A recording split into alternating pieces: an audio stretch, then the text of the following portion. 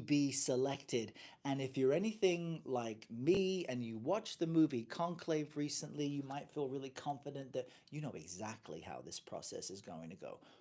Well, you're partially right, but not entirely. There is something inaccurate in the movie and in the book that it was based on that I am going to share with you, but don't worry, there will be no spoilers in this video. Hey there, friends. I'm Errol Barnett, CBS News anchor and correspondent, and I'm welcoming you into my office here in New York, right above where I broadcast a daily show on CBS called the CBS Morning News, because I had the opportunity today to interview Robert Harris. He's the man who wrote the novel Conclave, which the Oscar winning movie is based on. And I was fascinated by some of what he shared with me. So I just want to give you a quick run through of what I'm going to share with you in this video. We're going to talk about Robert Harris. We're going to speak about the week that was, as we've all been covering and absorbing the news of the death of Pope Francis and who will be the next pope. We'll talk about the origin of the movie, the origin of the book that it's based on, what gave Robert Harris the idea to even do this.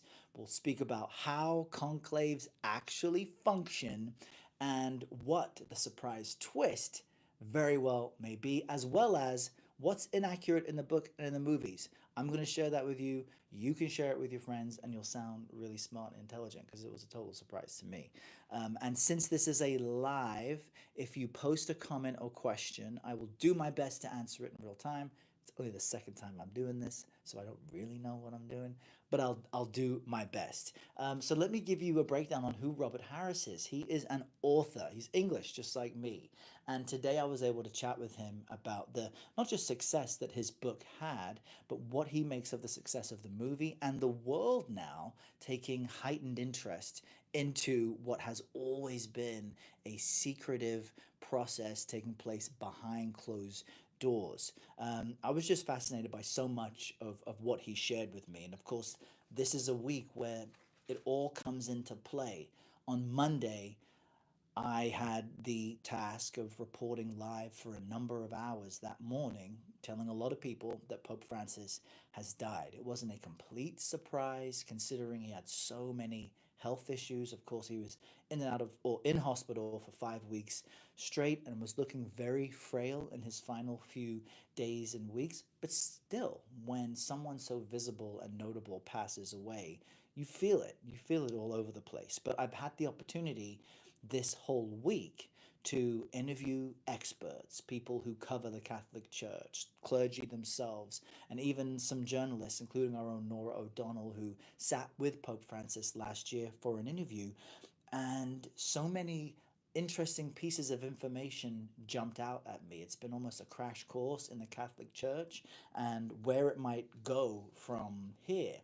And what's really fascinating about, and I'm still learning, there's so much more I can learn, but let's talk about the movie that everyone is now rewatching. It's called The Conclave. It was nominated for, I believe, 8 Academy Awards, but it only won for Best Adapted Screenplay. It was, of course, based on a novel by Robert Harris. And the book itself, he told me this morning, was inspired by news coverage. Robert is an Englishman, as I had mentioned to you, and back in 2013, when Pope Benedict was not well and things were transitioning into a conclave, and we saw Pope Francis for the first time. Up until then, he was known as Jorge Mario Bergoglio. But he said that he was transfixed by watching Pope Francis come out onto the balcony for the first time, and he noted the men that were standing next to him, all of the cardinals who had elected him. And he said they just looked like these old, stately men. And to him, it reminded him of the Roman or Greek Senate. And he thought to himself, there's a story here. These men got to get together in secret to vote on who the next pope would be. And all of a sudden, it's a surprise. It's this man that we've never heard of. And so he came up with a fictional story centered around kind of the Dean of Cardinals and how a conclave works for his book. And 2013 was also a critical year in television coverage of the papacy because it was the first time that the cardinal oath was broadcast. This is where the cardinals made an oath that they would, follow God's will and scripture in identifying who the next pope would be. So to me, that's interesting because it reveals the importance of publicizing really important political and religious events. Looking at you, Supreme Court, right? You get no videos or cameras into Supreme Court decisions, and that affects everyone in the United States. So, how does a conclave function? What is it that Harris did that gave him enough information to come up with a fictional story based on fact? Well, as I mentioned, the cardinals all pledge an oath, and they would have all been elected by the Pope previously, and then they are sequestered into a place called the Casa Santa Marta. It's a hostel where all the electors stay at the Vatican. They give up their phones, they give up their laptops, they're not allowed to leave. The only other people, other than the cardinals, who are there are the nuns, where they are meant to be seen and not heard as they support the voting process. And technically speaking, these cardinals cannot leave until they have selected a new pope. And one interesting note just about Pope Francis is as pope, he was able to move into more palatial accommodations, and he chose to stay in the hostel in a very humble apartment where you can see it didn't have many furnishings at all. And that really became a trademark of Pope Francis and his papacy, to preach humility and inclusion. So I thought that was just one of the interesting aspects of his life. So, how does the actual voting work? Well, on day one of the conclave, the cardinals get together and they will go through 2 rounds of voting in the afternoon. So they take 2 rounds of ballots. They all write down on a piece of paper. Maybe they could have chatted with each other ahead of time, but on a piece of paper, they write down who they think should be pope. And one by one, those votes are taken to the front. 3 cardinals verify each card and name, and then they run with a tally. If one of the cardinals gets a 2/3 majority, game over. That man becomes pope, and they will put all the cards into a little cauldron, burn it, and the rest of us will see white smoke. But if they don't, they put the ballots, they burn them, and we all see black smoke. And the way that they make the smoke white, by the way, I also learned this, I thought this was fascinating, is they add potassium chlorate, lactose, and chloroform resin to the ballots, to the mix, to switch it from black smoke to white smoke. So that is the moment all of us will be waiting for very soon. But let's say on day one in the afternoon, they go through these 2 rounds of voting and they don't have one person with 2/3 majority.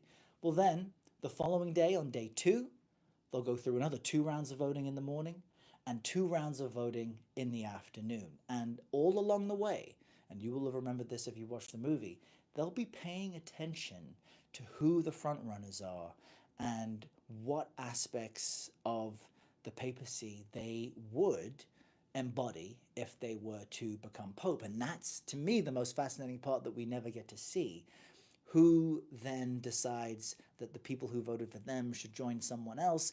Do people group by faction, by region, by language? These are really fascinating things to me, and we truly just don't know. But what Robert wanted to do was create a fictional story surrounded on based on the dean who manages the whole process as people jockey for their positions. Now, here's another detail to pay attention to as we get to the actual conclave. Historically speaking, it takes anywhere between 2 to 5 days for cardinals to select a pope. I think for Pope Francis, it took about 2 days. So pay close attention to that. If this goes beyond 5 days, it would be unprecedented. And it would also mean that the cardinals are not budging on who they want to be pope. You could assume that perhaps there are 2 candidates who are almost splitting the room down the middle. Who knows what will happen? But you should also be aware that Pope Francis, of the how many? 136 cardinal electors, he appointed 108 of them. It's roughly 80%. and he worked hard to elevate the status of Catholic cardinals and priests in developing parts of the world and in what he saw as underrepresented parts of the world, non-European specifically.